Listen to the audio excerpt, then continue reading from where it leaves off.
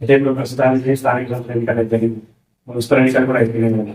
కొత్తగా ఏర్పడిన పాలక వర్గానికి నూతనంగా ఎన్నుకోబడ్డ చైర్మన్ గారికి, వైస్ చైర్మన్ గారికి, మిగతా కౌన్సిలర్లందరికీ మా తరఫున అభినందనలు.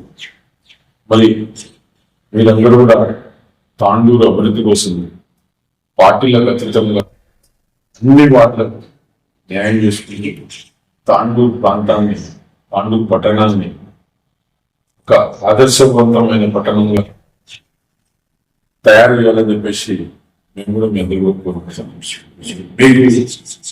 మా తరఫున మా సలహా సూచనలు కూడా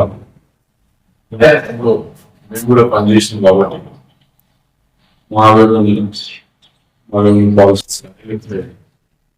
మాకు తోచినంత సార్ మేము కూడా చేరిక సిద్ధమైంది. నేను 97లో కాంగ్రెస్ పార్టీలో మాణిక్రావు గారు మమ్మల్ని 10 జిల్లాల్లో ఆహ్వానించారు. మరి ఆ రోజు నుంచి కూడా నిజాయితీగా ప్రజల్లో తాండూరు ప్రజలకు అందుబాటులో ఉంటుంది రాజకీయాలు కొనసాగిస్తున్న సంగతి తాండూరు ప్రజలందరూ తెలుసు. అయితే 23 ఏళ్ళకే రాజకీయ కౌన్సిలర్గా ఎన్నికైనారు. మరి ఇప్పటి వరకు కూడా నేను 2000 సంవత్సరంలో ఇప్పుడే యూత్ కాంగ్రెస్ లో పనిచేసినప్పుడే నేను తాండూరు చైర్మన్ టికెట్ అప్పుడు ఆశించిన అప్పుడు కొన్ని పరిస్థితుల వల్ల అంటే ఏజ్ ఫ్యాక్టర్ వస్తుందని ఉద్దేశంతో ఆ రోజు మాణిక్రావు గారు నన్ను తప్పించి విశ్వనాథ్ రావు గారికి అవకాశం ఇచ్చింది. మరి నన్ను కూడా ఆ రోజు కౌన్సిలర్ గా పోటీ చేయాలని పట్టుబట్టి నన్ను ఆ రోజు కౌన్సిలర్ గా పోటీ చేయించి గెలిపించిన సంగతి కూడా తాండూరు ప్రజలందరికీ తెలుసు. మరి 2-3 సార్లు మహిళా రిజర్వేషన్ రావడం 9 సార్లు. మరి దాని ఉద్దేశం పెట్టుకొని మేము కూడా రాకపోవడం జరిగింది. మరి మా తమ్ముడు కానీ మా మడలు కానీ నేను ప్రజాసేవలను దాదాపు 20-25 సంవత్సరాలు ప్రజాసేవలు ఉన్నాం. ప్రజల వైపు నుండి ప్రజల కోసం పోరాటం సంగతి కూడా తెలుసు. మీ కుటుంబానికి దాదాపుగా 30 నుంచి 35 వరకు రాజకీయ అనుభవం ఉంది. అయితే రాజగౌడ్ అనే వ్యక్తి మామూలుగా ఒక చైర్మన్ కాదు, ఒక కౌన్సిలర్ కాదు, ఎమ్మెల్యే రేంజ్ ఉన్న వ్యక్తి ఇంతవరకు కూడా పోటీ చేయకపోవడం గల కారణం ఏమంటే నేను 2014లో టీడీపీ టికెట్ ఆశించిన మరి అప్పుడు అనుకోని పరిస్థితిలో ఆ రోజు నరేష్ మహారాజ్ గారి నుంచి అదేవిధంగా 2018లో కూడా నేను మరొకసారి నుంచి రేవంత్ రెడ్డి గారి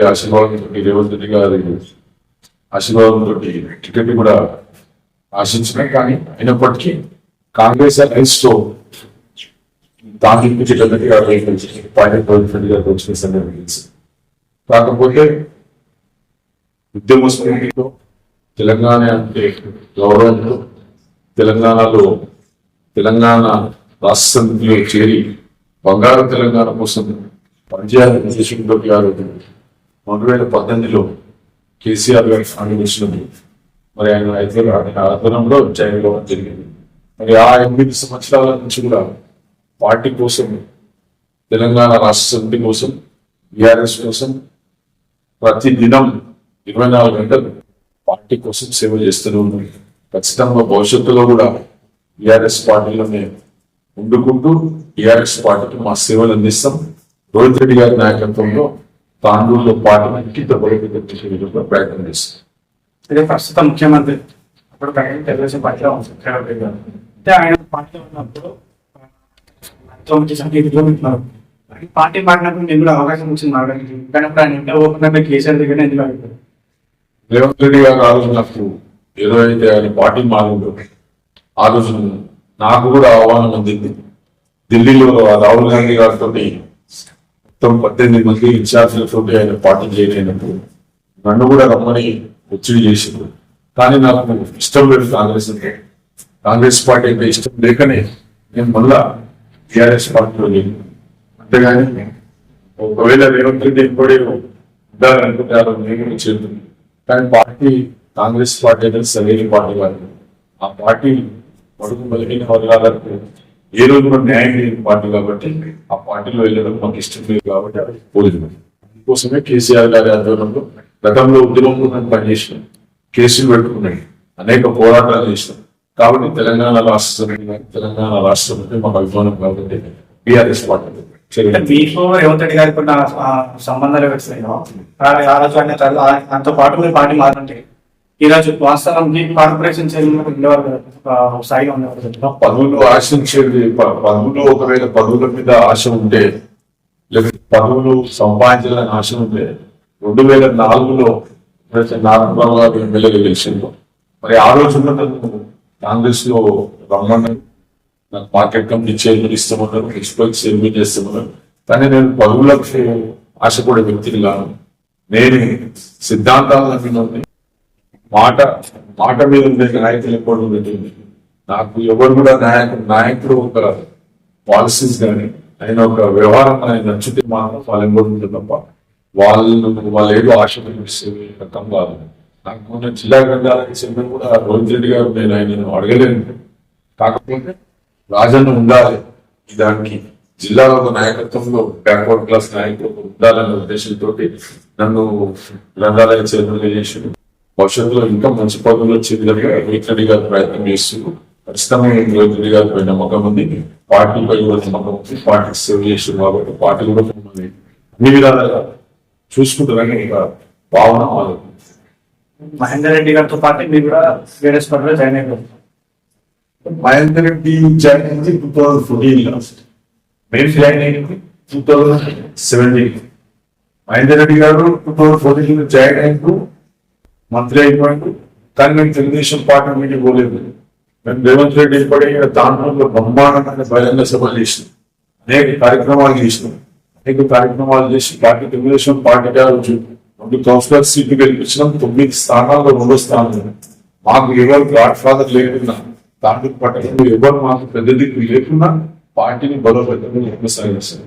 2018 ఎప్పుడైతే టికెట్లు పంపడంలో మమ్మల్ని సంప్రదించకుండా ఈ తాండూ టికెట్ కాంగ్రెస్ కేటాయించింది కాబట్టి మేము ఆ పార్టీని ఉద్దేశించి టీఆర్ఎస్ రావడం జరిగింది. నేను బీఆర్ఎస్ పార్టీ జరిగిన తర్వాత కూడా నిజంగా ఉన్నారు. రాష్ట్రానికి అప్పటి నుంచి ఇప్పటికి కూడా రాజగౌడ వ్యక్తి, మహేందర్ రెడ్డి వ్యక్తి అని చెప్పి ఇప్పటికి తాకుతాను. నేను మహేందర్ రెడ్డి కానీ రోహిత్ రెడ్డి కానీ గతంలో మేము రేవంత్ రెడ్డికి పనిచేసినప్పుడు ఏ నాయకుని కింద అయితే పనిచేస్తున్నామో ఆ నాయకునికి కమిటెడ్ గా ఆయన కోసమే పనిచేసే రకం. ఇటు ఉండి అటు మాట్లాడు, అటు ఉండి ఇటు మాట్లాడు, లేకుంటే ఏదో లాలచి పడి విధాలుగా ఎవరికో సరైన మా నేచర్ లేదు. మేము ఎవరికైతే నమ్ముతామో గట్టిగా పనిచేస్తాం. ఈ రోజు కూడా మా రాజకీయంలో మాణిక్రావు గారు మాకు ఒకటే లేదు, నిజాయితీగా రాజకీయాలలో ఉండాలి, నిజాయితీగా పోరాడాలన్న ఒక స్ఫూర్తిని ఆయన ద్వారా తీసుకుంటున్నారు. ఖచ్చితంగా మంచి నాయకులు ఉంటే వాళ్ళతో పనిచేసే సిద్ధం ఉంది. కానీ మమ్మల్ని వాడుకోవాలి, మమ్మల్ని యూజన్ త్రోగా చేయాలనే మాత్రం ఖచ్చితంగా వాళ్ళకి సమాధానం ఇస్తుంది. సమాధానం ఇచ్చినా కూడా గతంలో మళ్ళీ కూడా సమాధానం సిద్ధం. ప్రస్తుతానికైనా తాండూరులో ఉన్న పరిస్థితుల వల్ల కాంగ్రెస్ పార్టీ వేరేస్ పార్టీ మధ్య విమర్శలు వస్తుంది. కాంగ్రెస్ పార్టీ వాళ్ళు ఏం చెప్తున్నారు అంటే, గతంలో ఇదే రోహిత్ రెడ్డి గారు కాంగ్రెస్ పార్టీలో ఉన్నప్పుడు, మీరు వేరేస్ పార్టీలో ఉన్నప్పుడు ఇదే వేదిక మీరు చివరసలు పైన బట్టలు కొడతాం అన్న మాటను ఇప్పుడు వాళ్ళు ఎవరు చెప్తున్నారు? రాజకీయాలలో అనేక సందర్భాలలో అనేక విషయాలలో స్టేట్మెంట్ ఇవ్వవలసిన పరిస్థితి. ఆ రోజు మేము టిఆర్ఎస్ పార్టీలో మేమందరూ కూడా పనిచేయడం కష్టపడ్డాం. కేవలం 2,500,000 ఓట్లతో ఓడిపోయినాక రోహిత్ రెడ్డి గారు టిఆర్ఎస్ లో జాయిన్ అయినాక ఒక సపరేట్ కుంపటి తెలిసి అంటే పాత సీనియర్ టిఆర్ఎస్ కాదని మరి ఎవరిలో పెట్టి పార్టీ నడిపించే ప్రయత్నం చేసినప్పుడు ఆ సందర్భంలో మాట్లాడిన విషయాలే తప్ప పర్సనల్ గా రోహిత్ రెడ్డిని విమర్శించాలో లేకుంటే ఇంకెవరైనా విమర్శించాలన్న ఉద్దేశం కాదు. మేము పార్టీలో మేము సీనియర్లం కాబట్టి మమ్మల్ని కూడా కలుపుకోవాలనే ఉద్దేశంతో ఆ వ్యాఖ్యలు చేసిన కానీ ఉద్దేశపూర్వకంగా లేకుంటే ఒక ఎమ్మెల్యేను అనాలనే ఉద్దేశం అయితే మా మనసులో లేకుంటే ఇప్పుడు లేదు కూడా ఎవరిని కూడా అనదు. ఇంకోటి తాండూలో ఇప్పుడు కొత్తగా విమర్శలు నడుస్తుంది, అనవసరమైన విమర్శలు చేసుకుంటారు. అందరు బాగానే ఉంటారు, సెకండ్ లీడర్లు మాత్రమే తిట్టుకోదొస్తారు, కొట్టుకోదొస్తారు, అనేక విధాల నష్టపోతుంది. నేను దయచేసి అన్ని పార్టీల నాయకులు కోరుతున్నాను, ఎన్నికల వరకే మనం అందరం కూడా శత్రువులుగా ఉండాలి. ఎన్నికల తర్వాత మనం అందరం తాండూ బిడ్డల అందరం కూడా కలిసిమెలిసి ఉండాలి. తాండూకి ఏదైనా సమస్య వస్తే కూడా మనం అందరం కూడా అధికార పార్టీలతో కానీ ప్రతిపక్షాలతో కానీ అన్నిటితో కూడా కలిసి మన ఒక సమస్యలను పరిష్కరించే విధంగా ప్రయత్నం చేయాలి తప్ప అనవసరంగా ఒకరి మీద ఒక అలిగేషన్స్ వేసుకుంటే ఇది మంచి పద్ధతి కాదు. పార్టీలు మారినప్పుడు ఎవడున్నాడు తాండూలో ఒక్క నాయకుడు పేరు చెప్పండి, ఈవెన్ నాతో సహా. పార్టీలు మారిన నాయకుడు అందరూ కూడా పార్టీలు మారారు, పరిస్థితులను బట్టి మారవలసి వస్తుంది, పరిస్థితులను బట్టి చేరవలసి వస్తుంది వేరే పార్టీ. కాబట్టి అంతేగాని దాన్ని నువ్వు ఆ పార్టీలో చేరినావు, ఈ పార్టీలో చేరినావు అంటే నువ్వు మాకనే ముందు మీరు ఎన్ని పార్టీలు చేయరు, మీరు ఎంతమంది నాయకుల కింద పనిచేసి అనేది క్వశ్చన్ వస్తుంది ఒకసారి. కాబట్టి దయచేసి విమర్శలు మానుకోండి. ఎన్నికలు 3 సంవత్సరాలు ఉన్నాయి, జనరల్ ఎన్నికలు. అప్పటిదాకా మీరు కౌన్సిల్ కానీ గ్రామ పంచాయతీలు కానీ మనకు రావాల్సిన ప్రభుత్వంతో రావాల్సిన నిధులు కానీ అవన్నీ కూడా తెచ్చుకున్నారని చెప్పేసి నేను అన్ని పార్టీల నాయకులు మీరందరూ మంచిగా ఉన్నది. మనం తాండూలో అభివృద్ధి కోసం పనిచేస్తాం. ఎన్నికల్లో ఒక 15 దినాలు మనం విమర్శించుకున్నాం, మాటలతో కానీ చుట్టాలతో కానీ విమర్శించుకున్నాం. కానీ ఈ సమయంలో సందర్భం లేని విమర్శను చేస్తే మాత్రం విమర్శకు ప్రతి విమర్శ ఉంటుంది, దాన్ని ఎవరు ఆపలేదు.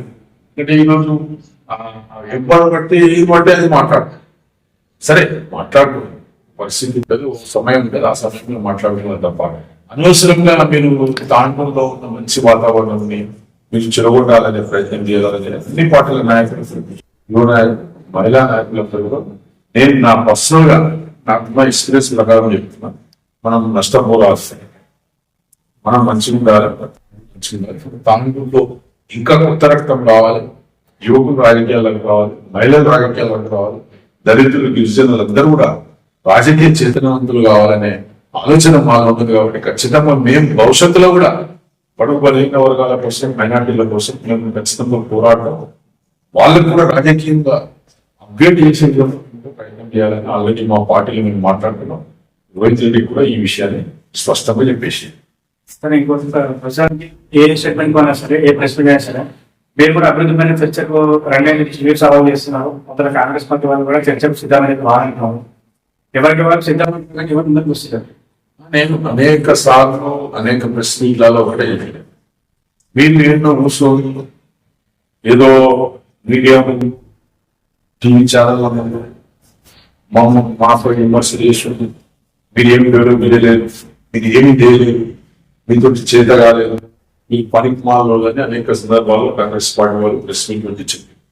మేము దాన్ని సూటిగా చెప్పినాం, మీరు ఎక్కడ చర్చకు పిలిస్తే అక్కడ చర్చకు వస్తాం.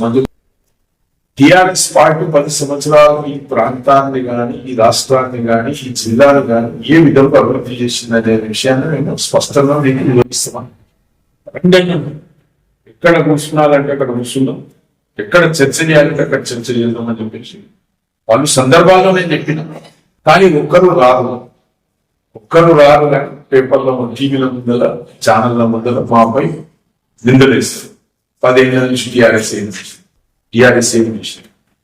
ఏం చేసింది, రోహిత్ రెడ్డి ఏం చేసింది అనేది చెప్తాం. రండి కూర్చొని, అంటే మంచి వాతావరణం, ఒక శాంతియుత వాతావరణంలో చర్చ జరుపుకుంటాం. ప్రజలకు తెలవాలి టిఆర్ఎస్ పార్టీ ఏం చేసింది, టిఆర్ఎస్ పార్టీ ఎన్ని నిధులు తెచ్చింది, టిఆర్ఎస్ పార్టీ ఏ రకమైన అభివృద్ధి తాండూలు తీసుకొచ్చింది అని ఒకసారి చర్చ చేస్తున్నాం. ఫ్రెండ్లీ చర్చ. నేను ఏమైనా సీరియస్ గా పత్రికలు కట్టాలి అవసరం లేదు. మనం సీరియస్ గా నలుగురు కూర్చొని మాట్లాడుకుంటాం. మీరు చెప్పింది నిజమా, మేము చెప్పింది నిజమా అనేది తేలతిట్టమైపోతుంది. అనేక సార్లు చెప్పాం, కానీ వాళ్ళు రారు, చర్చకు రారు.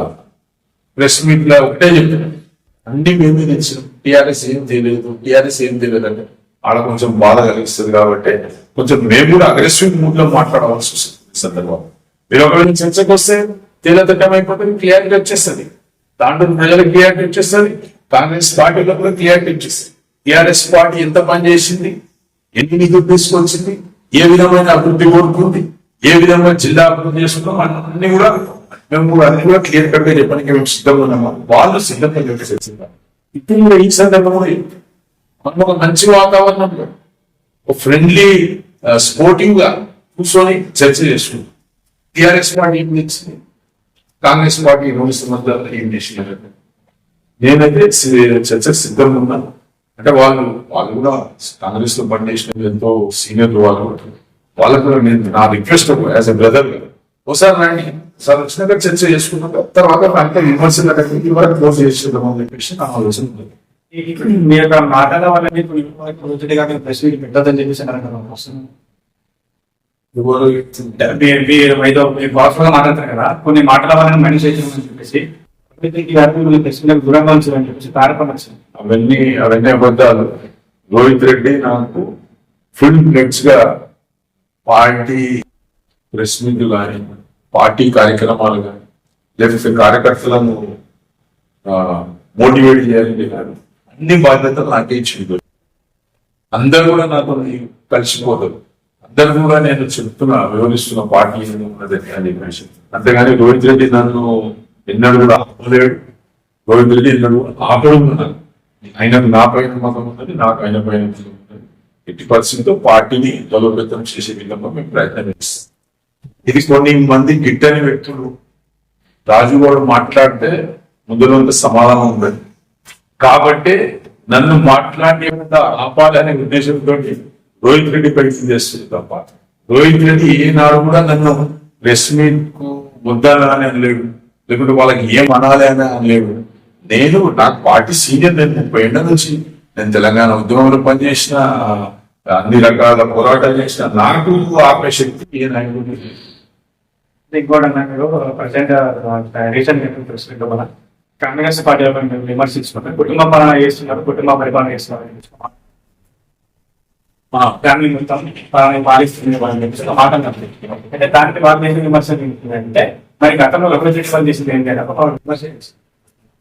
రోహిత్ రెడ్డి ఏం చేసినారంటే తాండ్రు పడేదని వాళ్ళ ఫ్యామిలీ వాళ్ళు కూడా పడతారు. అవన్నీ ఓన్లీ ఆయన ఎమ్మెల్యే అన్నప్పుడు ఎవరిది కూడా అసలు ఇన్వాల్వ్మెంట్ లేదు. కార్యకర్తలది అంత కార్యకర్తలకు ఏమన్నా సమస్యలు ఉంటే మాట్లాడాలి, చర్చించుకోవాలంటే తప్ప కానీ వాళ్ళ ఫ్యామిలీ ఏడే ఇంటర్ అయితే చెప్పండి. ఇప్పుడు ఏదైతే ఫ్యామిలీ డామినేషన్ నడుస్తుందో అప్పుడు రోహిత్ రెడ్డి గారు ఉన్నప్పుడు ఆ విధమైన డామినేషన్ కానీ ఆ విధమైన వ్యవహారం కానీ నడుస్తుండే నా తాండ్రులో. కాబట్టి నేను ఇవన్నీ విమర్శలు అందుకోసమే అంటున్నాను. ఇవన్నీ విమర్శలు ఉంది. ఇప్పుడు 3 ఏళ్ల తర్వాత ఎన్నికలు ఉన్నాయి. ఇప్పుడు 3 ఏళ్ల వరకు అభివృద్ధి చేయాలి కదా, అభివృద్ధి చేసాము రండి.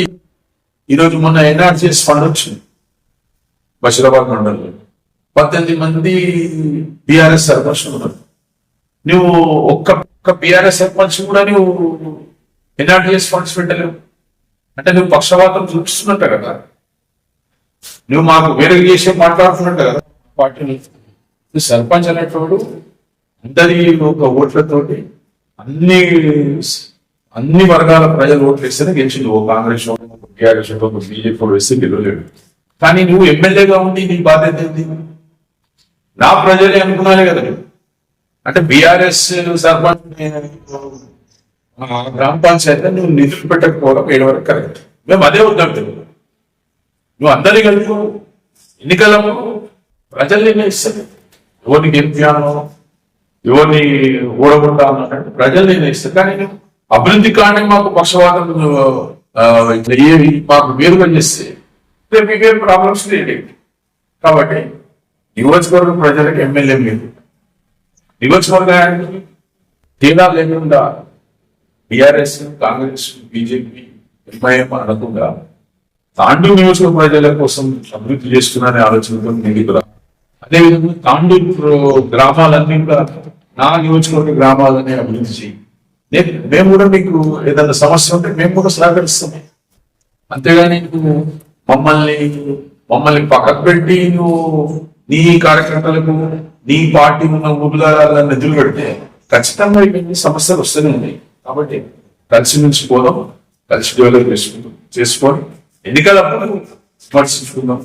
ఎన్నికలప్పుడు మన ఎజెండా మన పాలసీలు కానీ అప్పుడు చెప్పుకుందాం. అప్పటిదాకంటే ఖచ్చితంగా దాంట్లో అభివృద్ధికి వస్తున్నాయి. ఎమ్మెల్యే గారు పూర్తి దృష్టి పెట్టాలంటే ఆయన సలహా నా ఆఫీసులో నాకు చిన్న వాళ్ళ తమ్ముళ్ళు లెక్క నేను వాళ్ళకి సలహా ఇస్తున్నాను. మరో 2 ఏళ్లలో ఎమ్మెల్యే ఫిఫ్త్ వస్తుంది. ఒక బీసీ నాయకుడిగా అన్ని విధాలుగా అవకాశం ఉన్న రాజులో వ్యక్తి ఎమ్మెల్యేగా పోటీ చేస్తారు. నేను ఎమ్మెల్యేగా పోటీ చేస్తానా, ఎంపీకి పోటీ చేస్తానా అనేది తర్వాత విషయం. నేను బ్యాక్వర్డ్ క్లాస్ కి వచ్చిన నాయకుడిని. నేను నినాదం ఒకటే. నేను స్టిల్ 97 నుంచి ఒకటే.